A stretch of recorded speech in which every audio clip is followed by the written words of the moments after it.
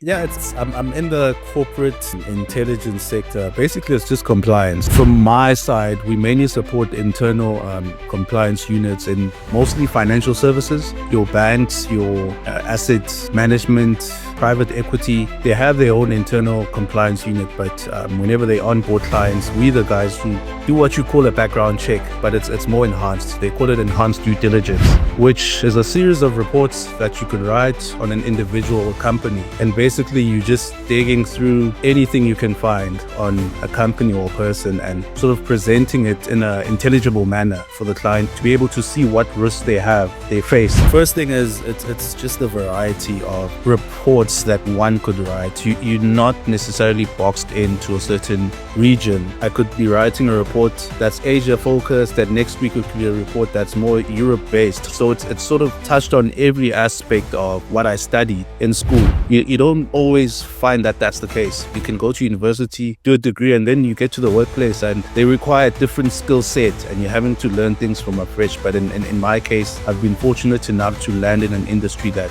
still represents more of what I studied, and I'm able to lean on that knowledge.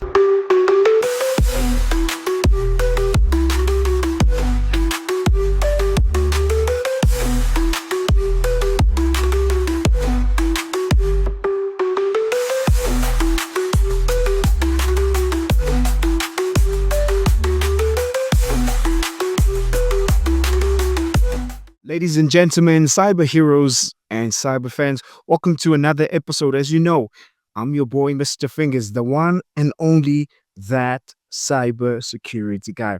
And today's guest actually brings in a sharp analytical lens to some of the most complex and pressing issues facing Africa.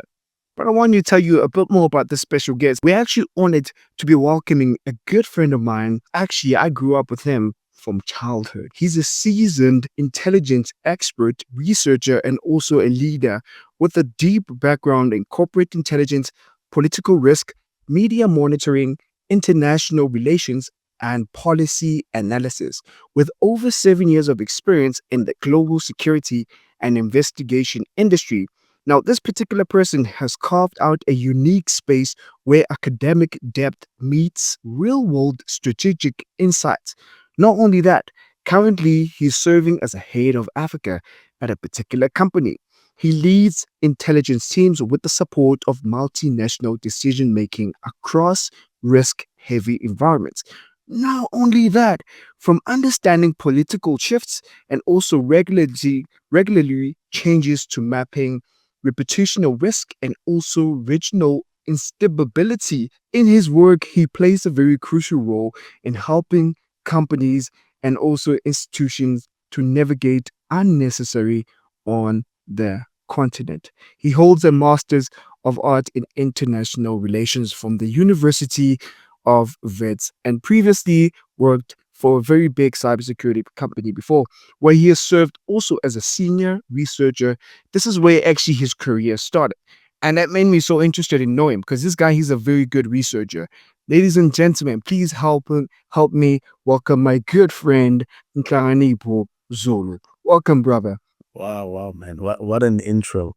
At first I was like, who are you speaking about here? But it feels so surreal hearing your bio read out. Time has really flown. Yeah.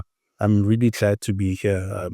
I know we've been speaking a lot about having this, and maybe from my side, I haven't committed, but I'm finally glad to be here. And yeah, man, looking forward to having conversations about all things career and the journey in essence. Look, man, your journey is quite inspiring. Especially I know your background, I know where you come from, I know how you started. I think for people at home who actually don't know your background as well, you took a gap year after varsity. I think starting from that, you were still trying to discover yourself. First of all, what made you choose what you had to study before? And do you mind enlightening in terms of what is that you studied as well? Yeah, so as you've already mentioned in my bio, I have a background in international relations. So that's what I primarily studied. I did a BA in politics and international relations. Those were my two majors. But you mentioned the gap year when you're starting off. Yeah, took a gap year before doing my first year, and that's part of not planning ahead. I think you sort of go to high school, you don't apply to enough institutions, you don't really have an idea of where you see yourself heading to, and then matric comes and results come out. And I was part of that bunch of students who ran to UJ in Jan when it was that commotion, looking for space. And yeah, it got to a point where I was like, hey, if I continue this way, I'll end up doing a course that I didn't see myself doing. Let me rather apply early and see next year, which was the gap year. And yeah, it's not the gap year where you go traveling. It's a township gap year, my man. It's one where you really sitting and having to think about what led to you spending that 1 year. I'd say it was a much needed reset, but it also allowed me to be fresh as soon as I started my first year. I remember I was just hungry and yearning to get into the books. And that's what I studied. I did a BA, International Relations Politics, and the major decision behind that was mainly picking something that played to my strengths in high school. Having done history, you sort of go with that mindset that, hey, this is something I'm good at, and I'd want to start doing something that's more aligned with my strengths, and that was the guiding light. But it was a great decision. Doing undergrad was probably, hey, it was a switch from high school, man. Where you just let go of your maths, your physics. Now you zoned in on that one thing you're good at, and you flourish. And um, yeah, it was a quick 3 years, if I may even think about it. Even leading up to postgrad, it was an easy decision having to even decide that, hey, I've done the 3 years.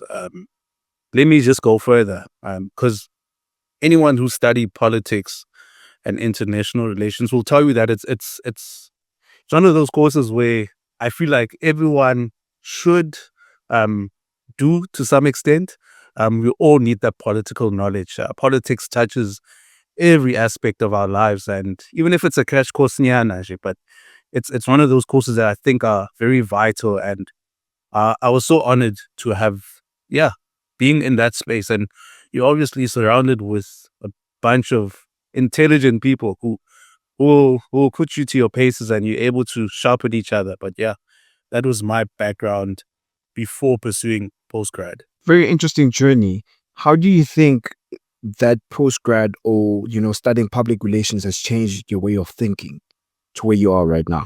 I think um, it's made me sort of hone in on what I was really good at.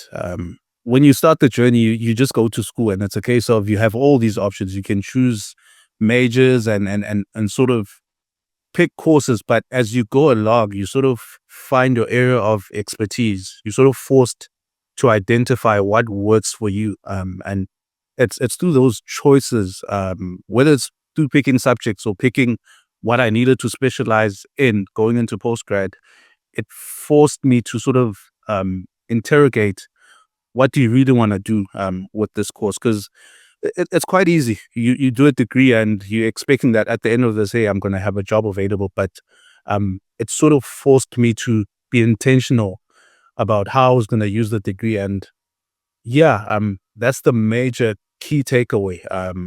By the time I had to do postgrad, I had to sort of let go of the politics and focus specifically on international relations, because I thought that was it was more suited, and I was already thinking ahead, job market wise. It would somewhat play better.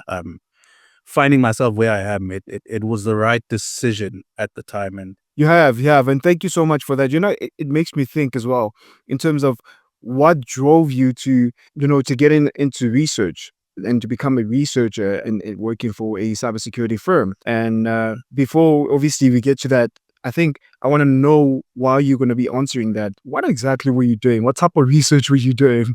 for me, I had to sort of get to a point where I chose a specific region that I'd focus on, which was East Asia, of course. But in honors, I did a paper focusing on East Asian disputes. So it was more international politics. Where at the end of it, I had to do coursework, and my honors paper was mainly looking at international disputes within East Asia, where two countries were fighting over territory, and I sort of had to give a holistic overview of that and my own analysis. And that's where it starts, like having to, these are normal issues that you see popping up in the news daily, but you sort of put in this space where you have to deal with the data and sort of make your own analysis and start being critical of and engaging with whatever resource you have and not just taking it at face value. So I think honors and masters put me in that box where I had to really go deep as far as research is concerned. And it's a very frustrating phase in some cases, and it's quite a journey. Masters was even the next level because at that stage there's more expected. It's a longer paper, it's longer hours, and you sort of get to that point where it sort of made me understand that, hey, this is something I like. Yes, it was testing having to go through that year, but it's something I really enjoyed, even though it was challenging. But it's during that stage where you could decide, this is not for me. I'm seeing flames and I'm not going to pursue this any further. But for me, it put me in that zone where I was like, oh man, I actually like this. It's where I want to be. And that sort of framed my thinking when I started looking into the job market. It would have to be something that deals with research because it does something, man. Just looking for stuff and eventually finding it and being able to present it. It's quite a thrill, I must say, and it's one aspect of my career that's being the mainstay in choosing where I am today. It's sort of been my guiding light, and as far as deciding on what sort of sector to focus on. 100%, because you also, you've worked as a tutor, obviously as a researcher, which we covered now, but now you lead a team of intelligence and operations, but you're more in the intelligence and investigation. What is that? Because I don't know what's that. What is that? Do you mind breaking it down? Yeah, it's I'm in the corporate intelligence sector. Basically, it's just compliance. From my side, we mainly support internal compliance units in mostly financial services, your banks, your assets management, private equity. They have their own internal compliance unit, but whenever they onboard clients, we the guys who do what you call a background check, but it's more enhanced. They call it enhanced due diligence, which is a series of reports that you could write on an individual or company. And basically, you just digging through anything you can find on a company or a person and sort of presenting it in an intelligible manner for the client to be able to see what risks they face in maybe onboarding this client or taking on this client. And you sort of have to give your own assessment of what you think the risks are, be it political risk, sanctions, money laundering. So you have to look through and through all these aspects and present it in a simple report format. And yeah, that's pretty much it. This is me trying to break it down in layman's terms, but that's probably how it goes. And from the political risk side, it's more or less the same because clients in the financial services sector care a lot about risk and what sort of clients they take on. So you hear questions around source of wealth, where they're more concerned about how an individual or company made their money and whether it's the source of the money is actually through the right channels. And we the guys who look through that, present it, package it, and do that. So that's been my career. It actually sounds like a very interesting, career.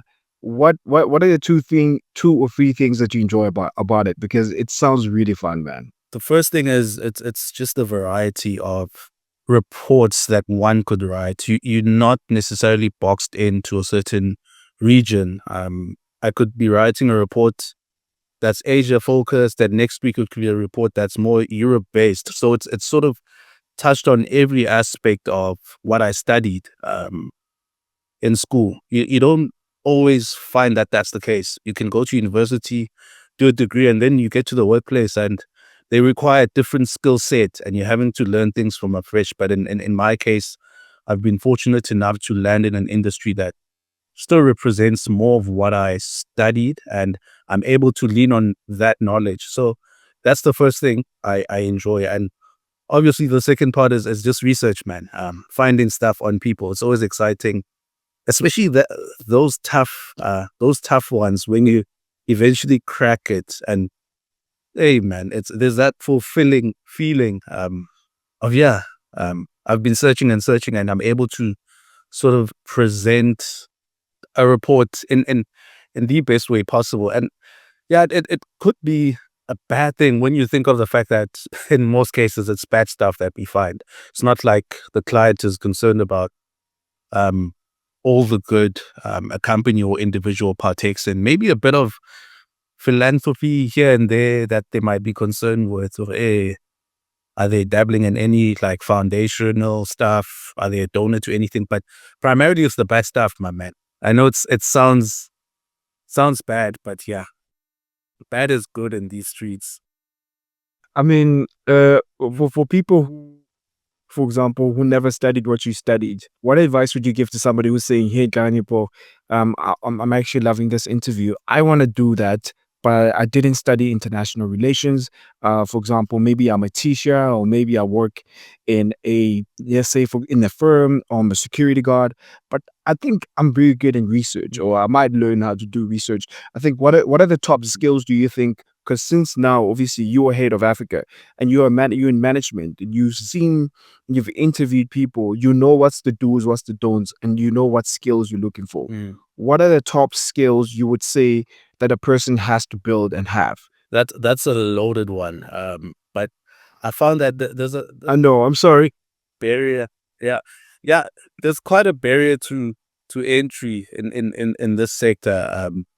To some extent, and I'm looking at people that I've worked with, even in my previous companies. It's always from a range of eclectic backgrounds. You find people who've done law, find people who've done accounting, and but the major part is having that base skill set of understanding international politics. That's the key of it. And they've most companies that I've seen, they sort of they don't necessarily say we're looking for international graduates specifically. It could be a BA of any form, but sadly, they tend to look for your postgrad, because that's one area where you would have gone through the paces of having to write a long form paper, having to do your own research. So you come in ready. By the time you're in a entry level role, you sort of have those core skills. And as far as expanding it outside, I wouldn't put any limits per se. It's basically that understanding international trends, international relations, foreign politics, geopolitical spheres, and all of that. But without, I'm trying not to make it gatekeep and be like, hey, it's only for a select few. It's not. But you have to study, man. Hey. Sadly, that's the school fees you pay with these ones. I'm yet to come across a colleague who was like, hey, I switched careers and maybe from a sort of, not that I'm saying it's impossible, but I've had to switch careers, say from medicine to this. You hardly find that. It would probably be someone who's, yeah, dabbled in whether BA or law, but yeah, in that region. I think one thing that you should mention as well is that I think it's something which you don't mention, I think it's important for you to mention, is that you have to learn how to write. You have to have the skills of knowing how to present, because Yeah.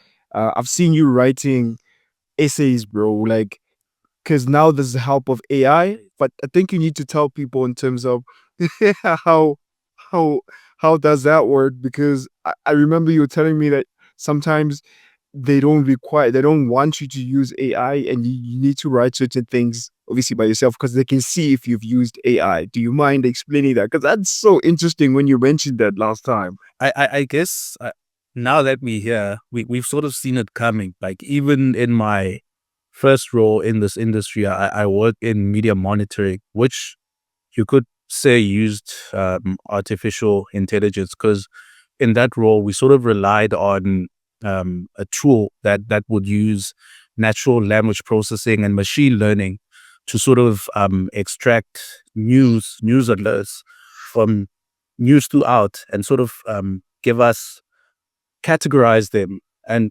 that's where I see this industry leaning towards. It's not necessarily writing an entire report using AI because it's not there yet.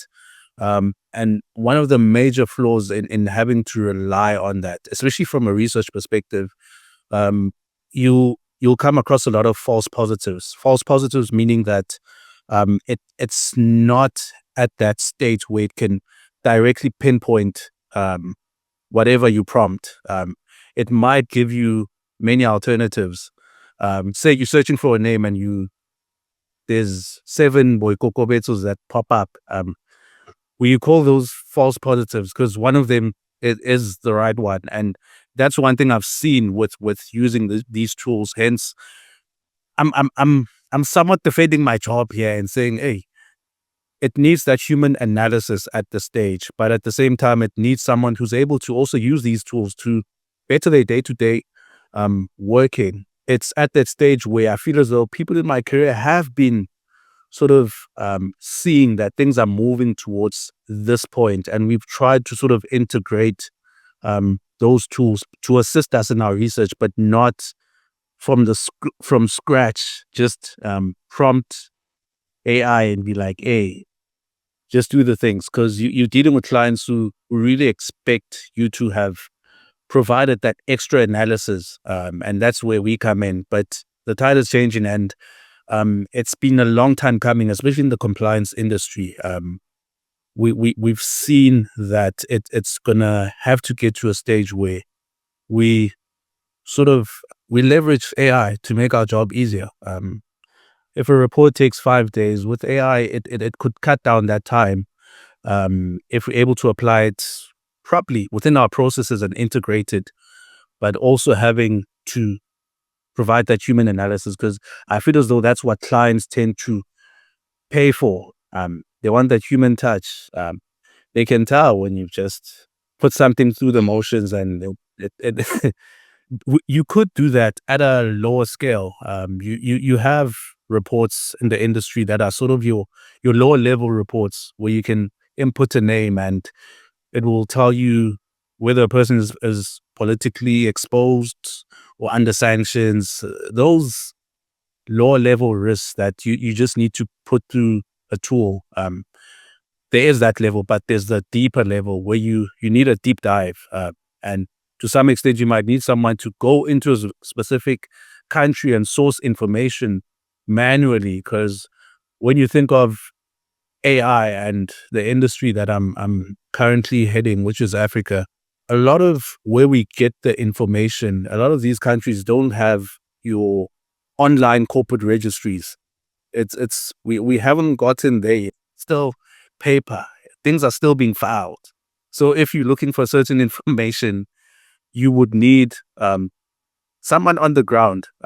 You'll need that additional depth of investigation, and that's where we currently are. But in many regions where these systems are easily available, like your Europes and all of that, where they could have good corporate registries, where beneficial ownership can be easily checked.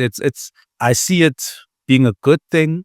I don't see it as a threat, but more of an opportunity for us to sort of make sure our jobs are easier, man. I would really like, when I look at my day to day, I can already see that, yeah, with AI, some time is going to be cut here and there. And I'm welcoming to that.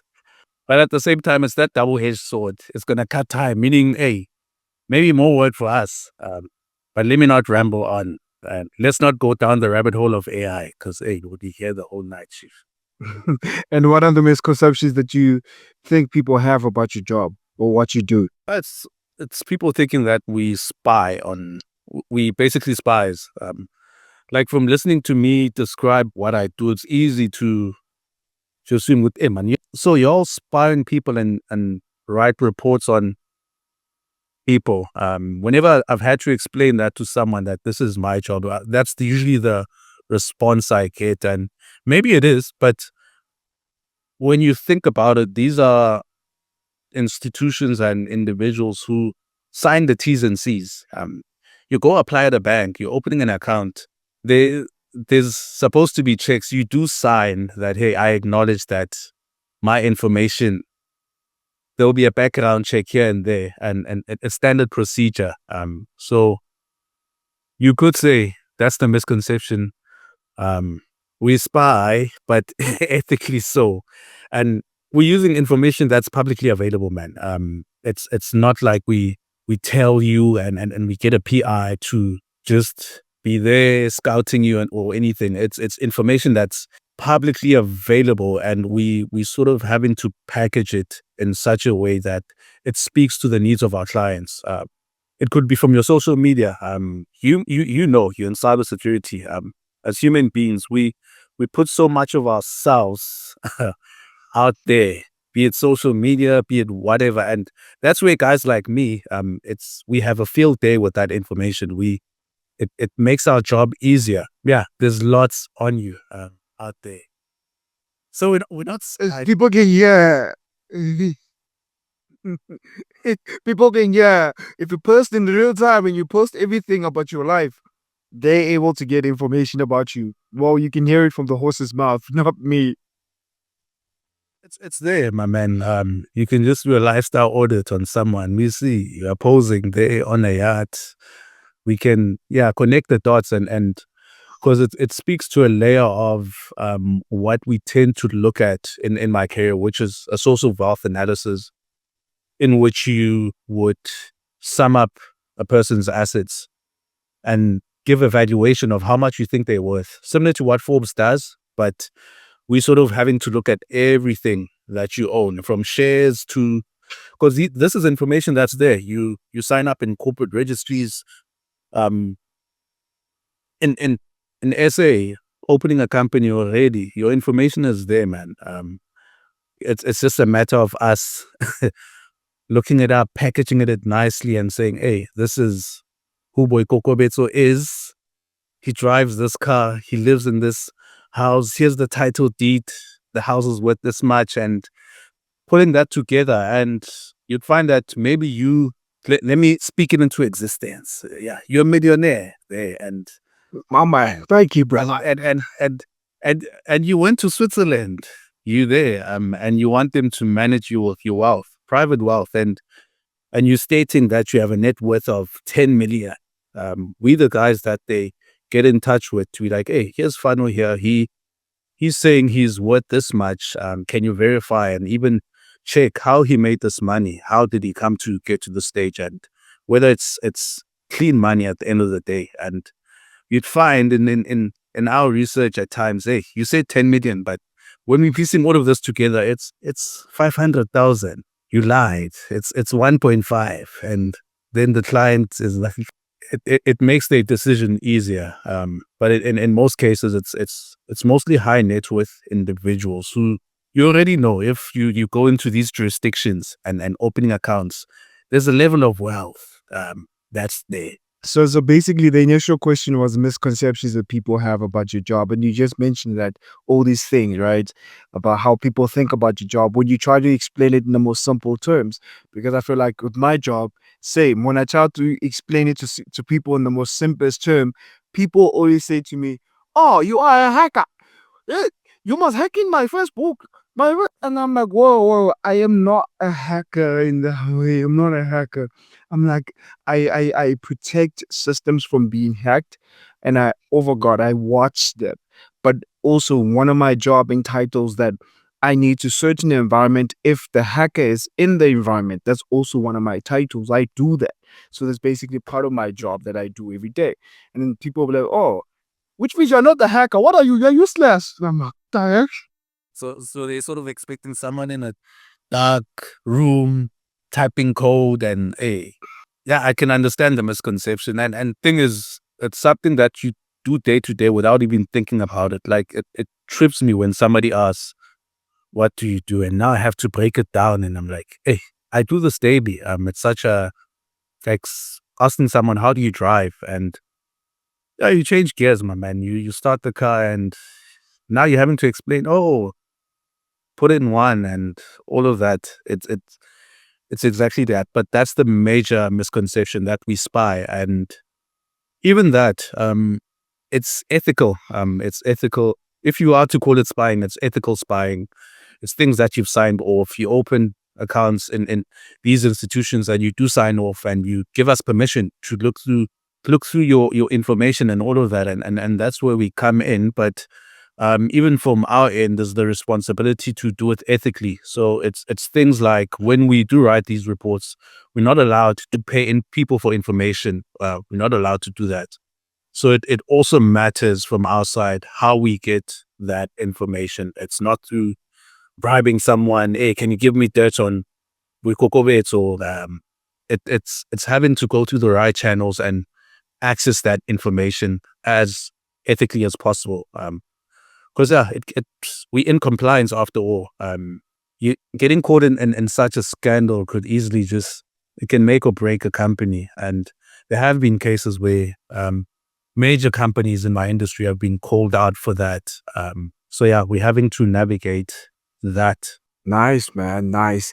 And then obviously right now you're currently in the leadership role, right? How has that, Yeah. how did you lead and grow, your intelligence team across the diverse regions? Because you work with people, mostly you work remotely.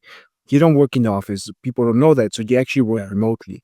Um, Yeah. how do you lead your team and making sure that they are successful in a particular task? Yeah. And what is your leadership style? Because every person has a style.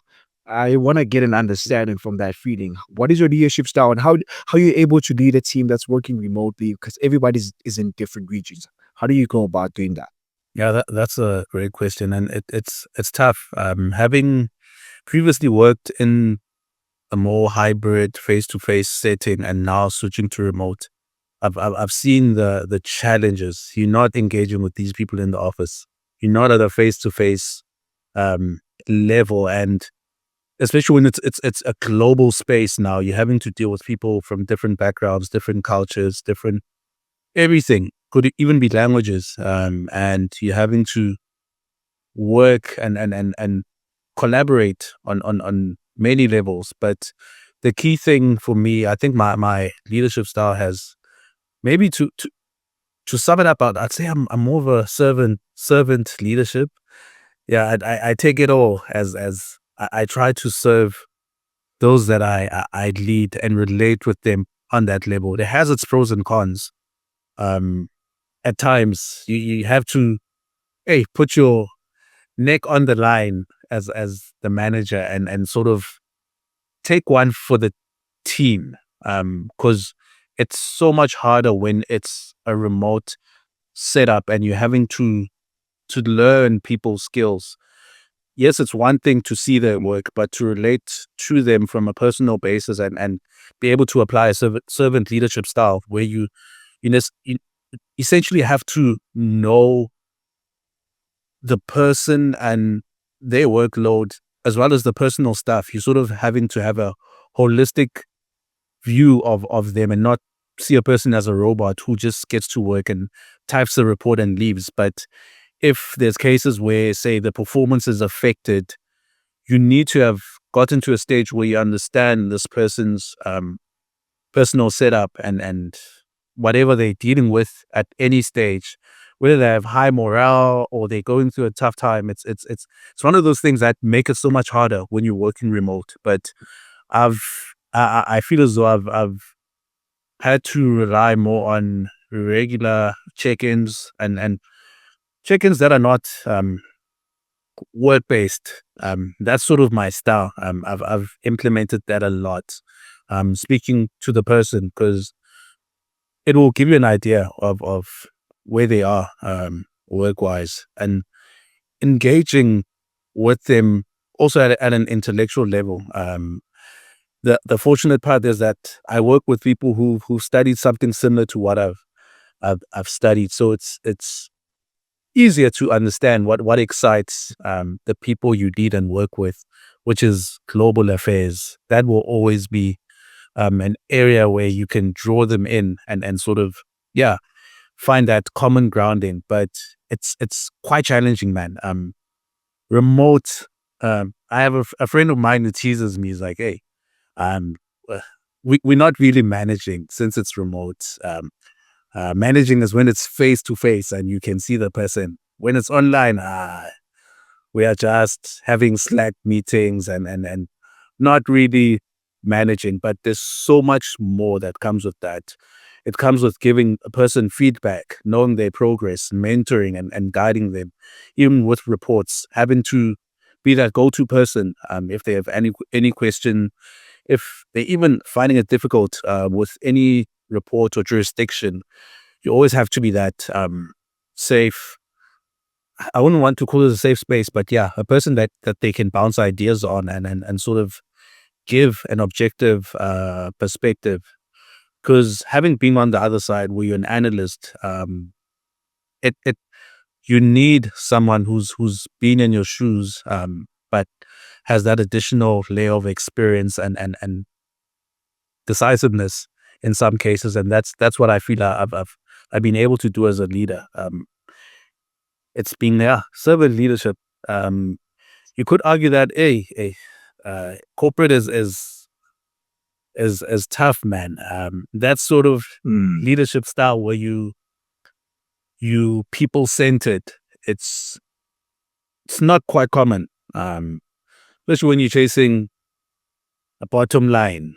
You sales driven. You could easily slip into that trap of seeing your employees as objects, and it's something when because I found myself in middle management a lot, where you're dealing from requests from up top, while you also have to keep the people at the bottom in good spirits. If morale is low, you have to be that person who is enthusiastic and you drum up the enthusiasm and try to also meet expectations. And yeah, it's a slippery slope. It's trying to make both sides happy, make upper management happy, while you're still making sure that you keep to your leadership style. And yeah, think about people as people and not just employees or employee numbers. Yeah, so in terms of, do you think, are they particular? I know you said obviously people have to have, obviously some people have to have a degree, diploma, study international relations. Yeah. So, but do you think, is there any certificate or certification at least for somebody to be able to get a clue how it feels like, so they can know how it feels like, the rhythm,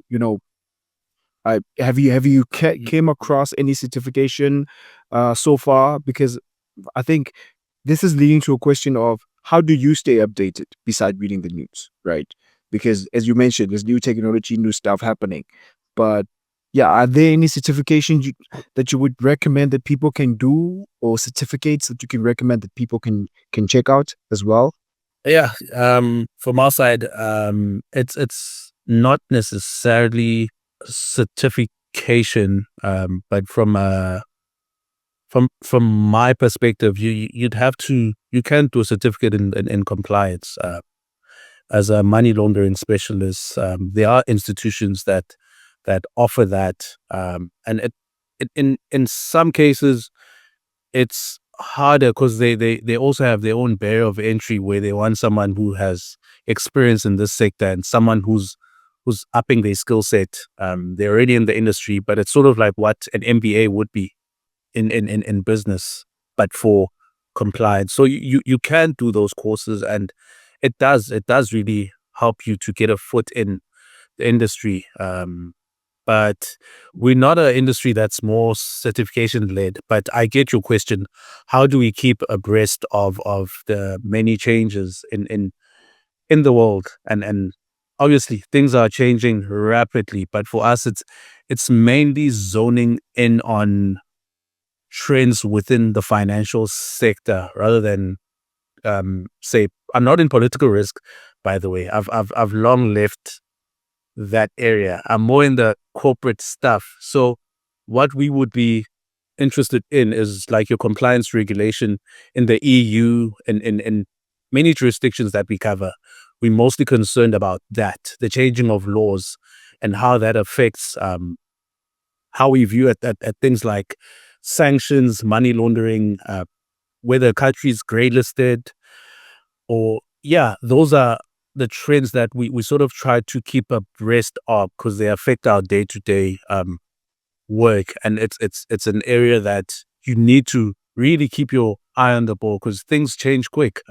If Russia enters into a war with Ukraine, you sort of, you're not thinking about the war specifically. You're thinking about what it means for your clients in that space, how it affects them. It sounds corporate and soulless, but when you look at international trends, you sort of having to frame it in accordance to how would this affect clients within a financial services sector. But for someone looking to get in, yeah, I don't like putting limitations, as I've said earlier on. I would want it to be a career in which anyone and everyone can get in, and you could just do a career switch and be like, hey, I was doing engineering, but I find this interesting. I'm looking to get into it. I'd want it to be that easy. But from what I've seen around, man, I'm just being realistic. People I've worked with, yes, Tough. I've come across people who have a background in law, and those are the people that they hire primarily. People who've dabbled with reading and research and writing. That's the core skill that they look for. And I'd say any post grad qualification sort of could be the entry point because it means you've dabbled in going through research and searching out deep research, and you could be an easy fit in this industry. If you were to go back 7 years back or 10 years back, what advice would you give to your younger self right now? I would probably say don't go to the parties, my man. Just zone in, especially in varsity. But at the same time, I sort of understood why I needed certain outlets. But the major advice I'd give to my younger self would be make use of those opportunities you have in varsity. One thing that I failed to do while I was in that space is to take on things like internships. It's one aspect that I feel I could have easily fit into my schedule, but I didn't. All I did was course, you gym, and yeah, varsity is fun. You attend the parties, yeah, beer garden, you do all of that. But in hindsight, a part of me doesn't regret having done it that way because it allowed me an outlet in the studying because it gets so intense. You study the whole week, and even weekends you have to work on assignments. There has to be that outlet, whether it's gym or whatever you use to just de-stress. So thinking of my younger self, I wouldn't want to pile up a lot of them, but hey, it would have done me a lot of good to have done some internship roles, be active, owning my career early on, because I find that I only started to sort of plan accordingly in my career once I was in. And that's learning on the job, man. You're already here and you're going with the wave. You haven't come across people who've thought intentionally about where they want to be, and they're not just there because they landed there. It's something that was well thought out, and they landed there. And you can see, man, CV, their LinkedIn in varsity, they weren't just going to school and relaxing. They were doing those things on the side. And by the time they entered the job market, when you sat with that person in an Yeah. interview, they're miles ahead. They've covered a lot of ground. So my younger self, I would have wanted that.